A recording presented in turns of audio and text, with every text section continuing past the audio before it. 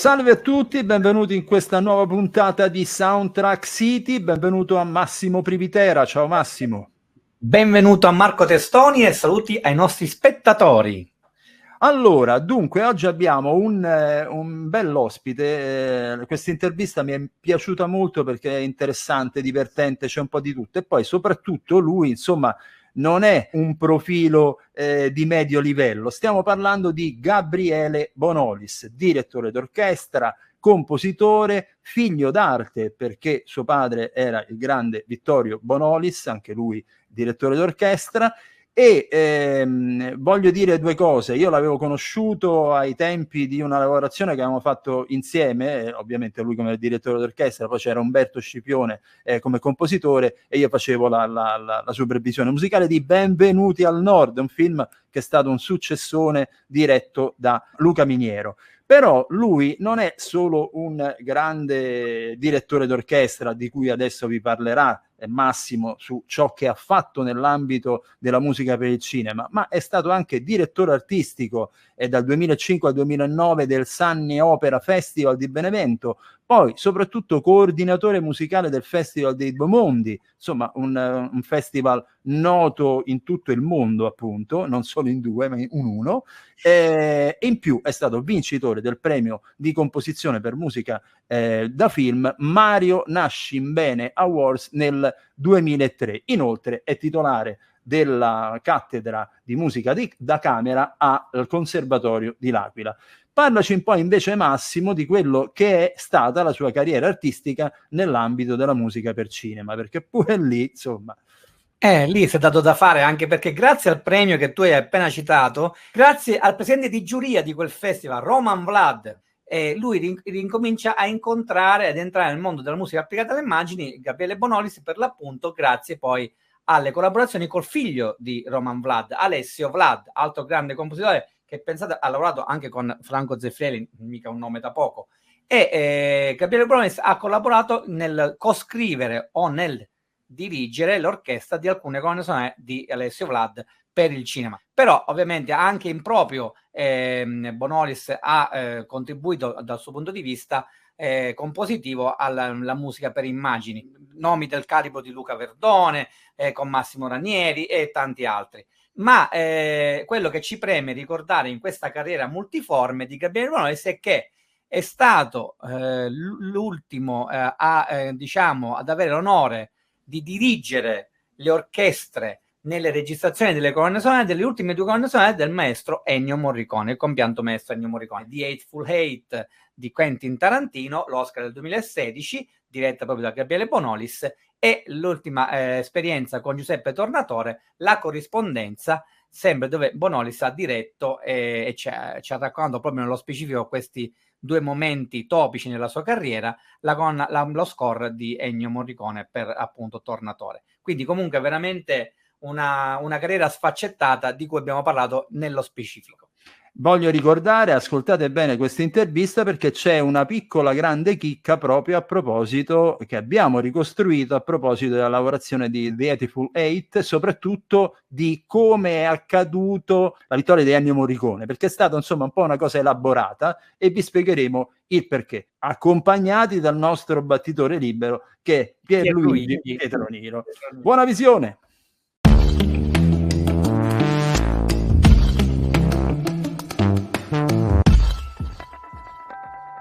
Allora Massimo, quello che abbiamo raccontato è stato raccontato nei dettagli. Io a questo punto farei entrare non i nostri due ospiti, perché uno in realtà è di casa, a questo punto facciamolo entrare subito, cioè il battitore libero Pierluigi Pietroniro. Ciao Pierluigi. Ciao ragazzi, salve a tutti, ben ritrovati. Ciao. Allora, e ovviamente il nostro ospite Gabriele Bonolis. Ciao Gabriele, benvenuto. Ciao a tutti, grazie di questo invito, graditissimo peraltro. Ciao Gabriele. Ciao. Allora, caro Gabriele, come ci siamo detti nel backstage, io ho scoperto poi di aver lavorato anche insieme a te, anche se eravamo in qualche modo separati, perché tutti e due abbiamo lavorato in un film Medusa RT, ovvero Benvenuti al Nord. con musiche di Umberto Scipioni, e Gabriele Bonolis appunto dirigeva le partiture scritte da il buon Umberto. Che ti ricordi di quell'esperienza, Gabriele? Perché tu, allora noi abbiamo già detto che tu, insomma, vieni da colonne sonore, con tutto il rispetto nei confronti di Umberto, insomma, di una certa rilevanza. Ecco, però che ti ricordi di quella commedia? Perché è stata una commedia di grande successo, poi peraltro. Sì, guarda, l'esperienza della registrazione è stata molto interessante, perché comunque con Umberto ci conosciamo da tantissimi anni e abbiamo addirittura suonato insieme quando io ancora archeggiavo sul violoncello, diciamo. E il film, insomma, è stato veramente molto divertente, con una colonna sonora azzeccatissima, brillante, spumeggiante, insomma, ha delineato perfettamente tutta il pathos ironico di questa pellicola.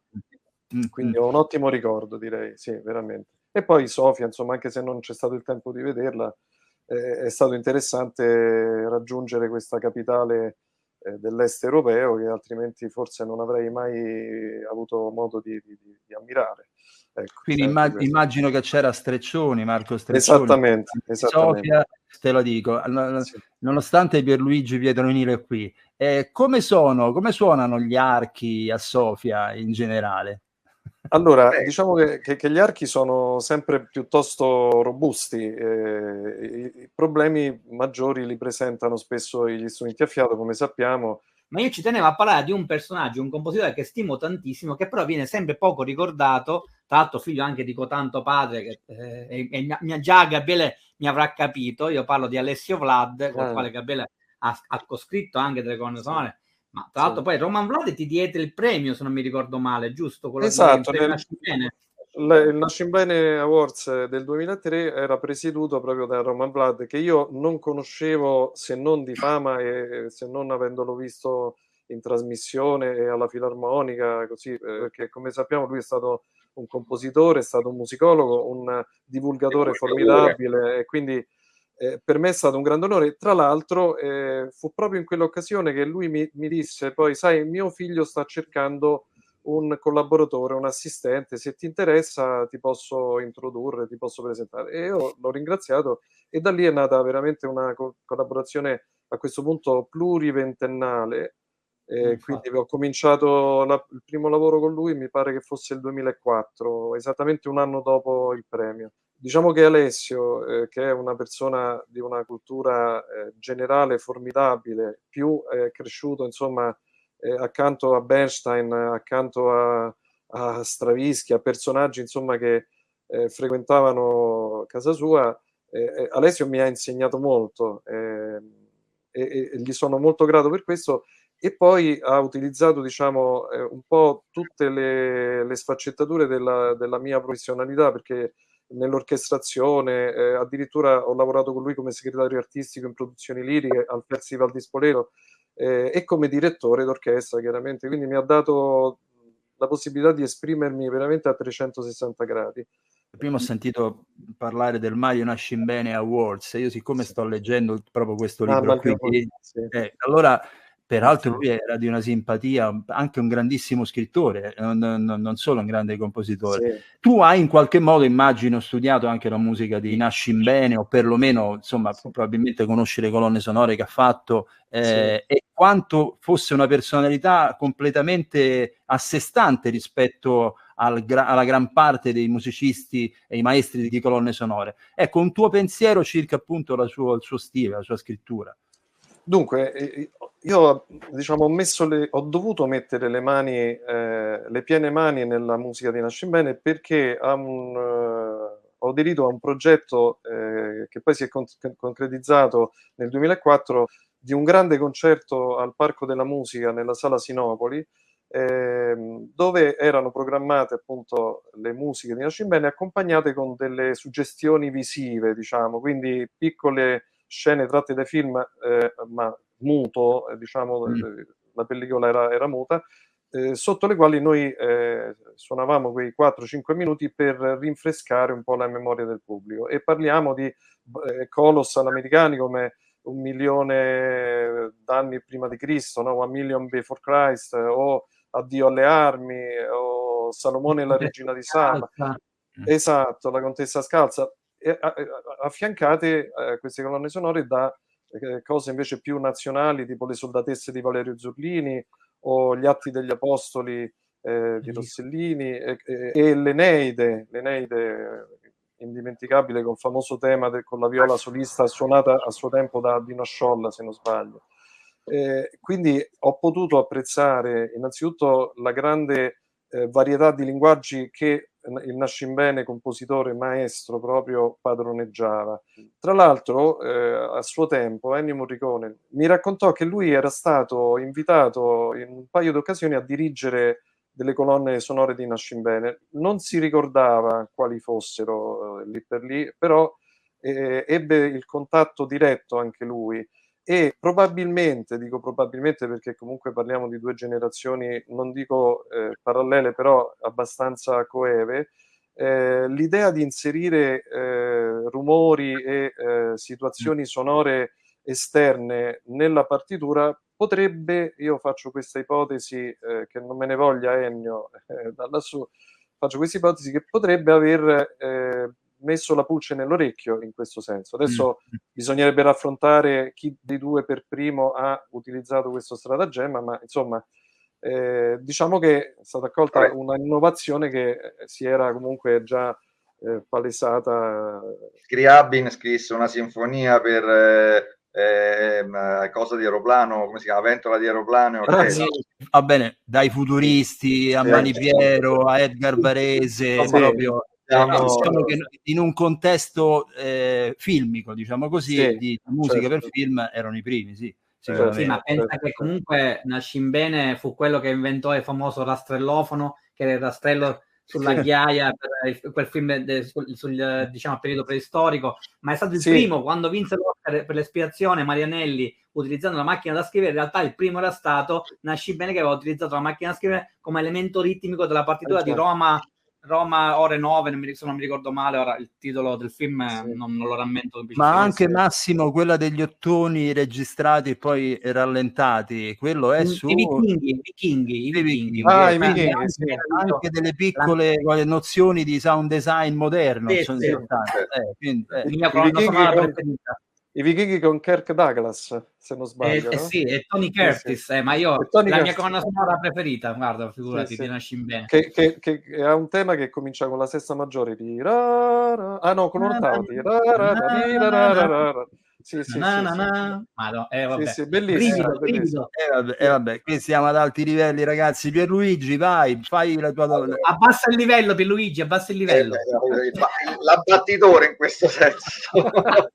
Esperto di sushi, infatti. No, invece vorrei un attimo fare una piccola parentesi, perché innanzitutto ricordare che con Gabriele ci conosciamo ormai da svariati decenni, diciamo così, visto che gli anni avanzano. Tiravamo i cancellini nei corridoi del conservatorio. Facevamo le scuole medie. Abbiamo fatto le prime esperienze di musica da camera insieme con la nostra associazione, con cui abbiamo suonato insieme, eccetera. Ma mi approfitto anche di questo momento per ricordare anche una cosa importante, che Gabriele è figlio di Vittorio Bonolis, che ai noi è venuto a mancare il 20 marzo scorso. Quindi volevo fare questo piccolo ricordo di Vittorio, che oltre a essere stato sempre una persona adorabile, di quelle persone umane, di quelle persone che ti arriva il cuore prima della persona, è stato un grande docente, ha avuto degli incarichi importanti in RAI, compositore, docente di conservatorio, e quindi è una persona a cui sono particolarmente affezionato, e devo dire che Gabriele di quel cuore ha preso tutto, è una persona abilissima, ecco, quindi ci tenevo un attimo a fare questo piccolo ricordo dell'amico Vittorio. Gabriele, mi permetti questa? Ma guarda, te ne sono grato, e aggiungo che tanti amici hanno reso omaggio a papà sia in maniera diretta alla cerimonia del 22 marzo e a fine marzo addirittura Guido Barbieri mi ha invitato a Radio 3 Suite in diretta per disegnare un ricordo breve di una mezz'oretta, dove sono stati proposti anche degli ascolti di cose che lui aveva diretto, una delle quali mi vedeva anche suonare il violoncello, un pezzo di Fabio Vacchi che mi pare si intitolasse Quintetto bis. Quindi insomma quello che dici mi onora ed è confermato poi dall'ambiente. Obbligatorio, Grazie. perché quelle persone non vanno dimenticate assolutamente. Voglio dire, non servo io per ricordare Vittorio, ma insomma ci tenevo a No, dirlo. invece, serve tutto. Senti, invece no, a me farebbe piacere che tu ci raccontassi, visto insomma io qui rappresento sempre un pochino il Cotè Morricone, insomma, in questo trio, e appunto mi piace anche ricordare che appunto anche con te iniziammo le attività di registrazione per colonne sonore, insomma, da giovinetti, insomma, con l'allora Unione Musicisti, e quindi insomma anche tu hai fatto un lungo percorso con i più importanti compositori, ovviamente, prima come esecutore, come violoncellista, ottimo peraltro, e poi però insomma il tuo percorso ti ha portato a avere anche soddisfazioni, direi da Oscar. Me la passi questa? Me la passi questa? Allora, siccome qui abbiamo un musicista, mi permetto di darti questo appellativo, perché lo sei a tutto tondo, che ha avuto unico al mondo l'onore di poter dirigere le colonne sonore di Ennio, ma non in concerto, proprio di dirigere la registrazione delle musiche di Ennio Morricone in un periodo in cui il maestro, insomma, ovviamente era diciamo un po' affaticato, insomma, e per i precedenti motivi di salute che aveva avuto, con i problemi alla schiena e un po' anche per l'età, insomma. Sì. Guarda, è sicuramente un onorevole peso che porto nella memoria. Dico peso perché comunque la responsabilità era enorme, e quindi trovarmi nei corridoi dello studio Quentin Tarantino che dormicchiava sui divani per il jet lag e passare a passo felpato per non svegliarlo è stata un'esperienza molto interessante. Andare a cena con lui oltre che con il maestro, insomma, e soprattutto poter apprezzare una partitura, parlo di The Eightful Eight, che Ennio stesso definiva una partitura novecentesca, a tratti seriale, a tratti volutamente atonale, quindi sì, seriale già comporta un discorso di atonalità. Tra l'altro tutto il comparto della partitura della musica era stato scritto prima che Tarantino girasse la pellicola, quindi il film è stato realizzato, è stato montato sulla partitura, in poche parole, un po' come è successo credo per Kurt Russell che quando ha fatto The Planets sulla partitura di Holst. Detto questo, racconto un divertente aneddoto che Pierluigi credo già conosca. Quando Morricone mi chiamò nel luglio del 2015, eravamo freschi della Missa Pape Francisci, per la quale lui mi aveva chiesto di preparare orchestra e cori battenti con, diciamo, un impegno piuttosto grande, perché era una partitura di quelle, insomma, veramente poco facili, ma meravigliosa. E poi naturalmente lui diresse la prova generale e il concerto, e di lì a un mese, mi pare di ricordare, mi richiamò chiedendomi se me la sentissi di partire per Praga e svolgere questo.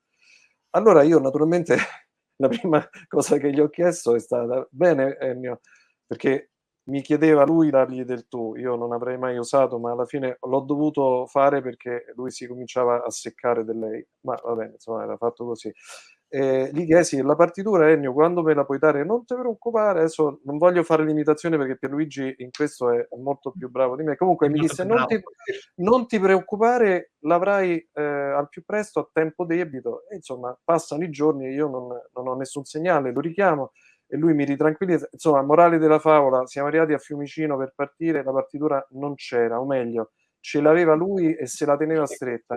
Gliel'ho chiesta persino in aereo, dico: per favore Ennio, mi puoi da sta parte? Non ti preoccupare. Insomma, io dopo cena sono salito in camera dalle 11 alle 3:30 del mattino ho dovuto studiare con la registrazione fissata per le 9 del giorno dopo. Per arrivare lì, dato che poi mi ero reso conto che non era proprio pedale fisso e tema melodico, ma era una struttura con tutti gli artifizi del contrappunto e dodecafonico, insomma, ha fatto una nottata che vi potete immaginare. Comunque 4 giorni siamo riusciti a lavorare bene, tant'è che poi avanzò un pomeriggio e mi fecero incidere pure la musica della pubblicità di Dolce & Gabbana. Spero che non sia un reato nominabile, già che c'eravamo a prima vista, quello proprio mi hanno messo la partitura, va bene. Comunque quello era una cosa un po' più morriconiana nel senso filmico del termine. Sì, sì. E anche l'esperienza con Tornatore è stata molto bella, perché così come mi ricordavo da strumentista, Tornatore aveva molte richieste estemporanee in studio, perché Luigi se lo ricorderà perché abbiamo fatto tanti lavori assieme. Era quella simbiosi che si è creata tra i due, in cui soprattutto il regista, che non conosce un linguaggio, che non conosce, no, la tecnica di scrittura, eccetera, ma si avvicina a quel mondo, comincia talmente a compenetrarsi con il compositore che iniziano a parlare la stessa lingua, e allora lì nasce la magia, per cui a un certo punto quello si può anche permettere di dire: ma qui magari con un flauto come potrebbe essere, no? Esattamente. Ecco, cosa che Ennio non avrebbe mai fatto fare a nessuno, e la professionalità incredibile del maestro consisteva poi nell'acchiappare un foglio, scrivere in maniera velocissima quello che lui, che Tornatore aveva chiesto. Ma era per la corrispondenza che lui scrisse un brano ex novo mentre voi stavate registrando un'altra cosa? Lui in regia ha riscritto tutto praticamente sì. Era la corrispondenza. A proposito di questo, ho una curiosità per Gabriele, perché forse lui ne sa qualche cosa. Sto scrivendo un libro sulla storia della musica per il cinema, sono arrivato a una music supervisor che si chiama Mary Ramos, che è la music supervisor di Tarantino, che ha raccontato una storia a proposito di 84, cioè che è grazie al suo intervento, diciamo così, tra virgolette, tecnico, che ha potuto partecipare alla colonna sonora agli Oscar, perché le musiche erano inferiori a 30 minuti. Sapete che se la colonna sonora non ha più di 30 minuti non può essere accettata. Quindi lei, con il suo intervento, disse questa cosa a Tarantino, gli venne sfilato un pezzo dal finale, che era un pezzo di repertorio, convinse Tarantino a invece metterci un pezzo del maestro. Mandarono al maestro la reference ovviamente gli ha mandato tutt'altra cosa, però gli ha fatto guadagnare quei 2 minuti. È un pezzo con una tromba solista che credo sia stato fatto dopo successivamente. Credo che è vero, Annello è stato convocato a studio, è vero, me lo ricordo benissimo.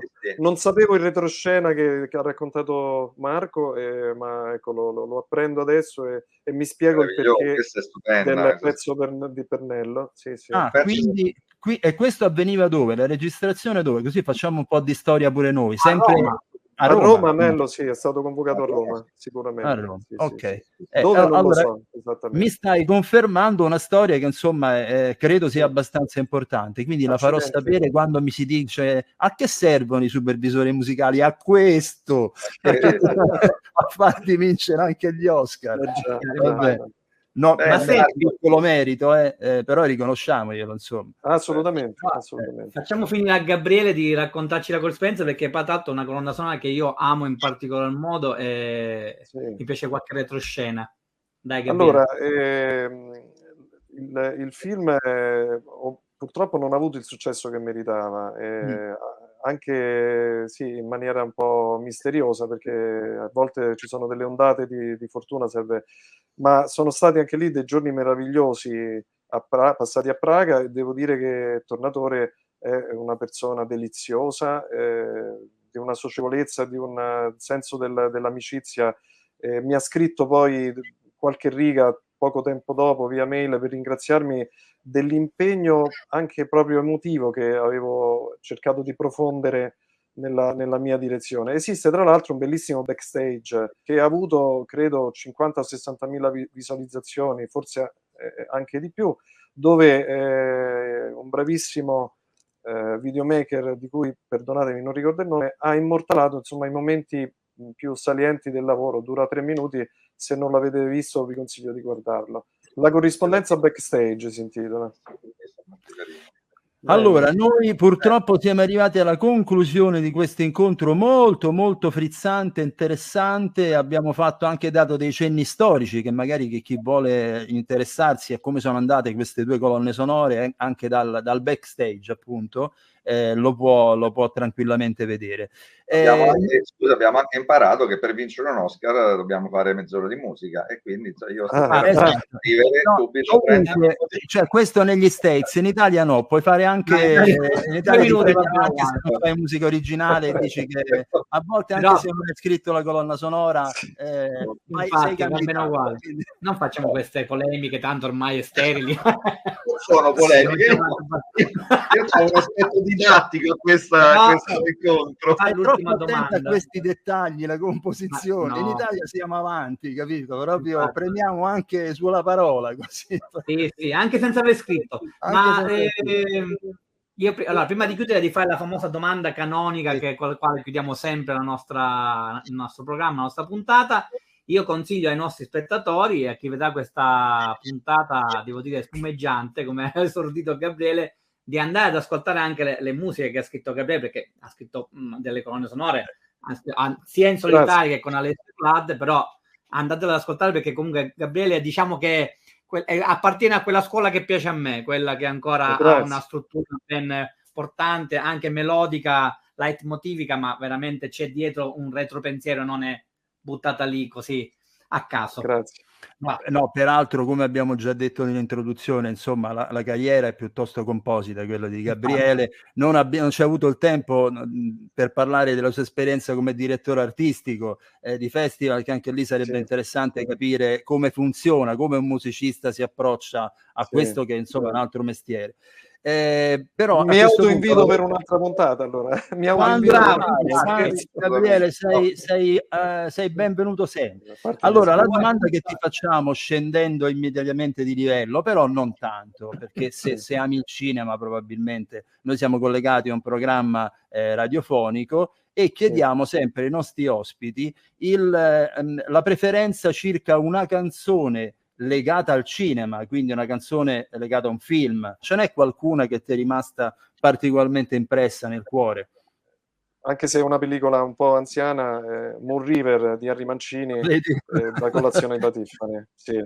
Distruggente, Gabriele, veramente. Abbiamo saltato questa piccola cosa. Ha appena diretto un tour, un concerto dedicato ai 100 anni dalla nascita con le figlie e il figlio di Henry Mancini, quindi non è che esattamente. Grazie. Ecco, vi saluto dicendo soltanto una cosa che riguarda questi arrangiamenti di Manzini, che sono stati sapientemente scritti da Paolo Di Sabatino, jazzista fantastico, pianista, e suonavano con noi anche Roberto Gatto e Luca Pirozzi, quindi un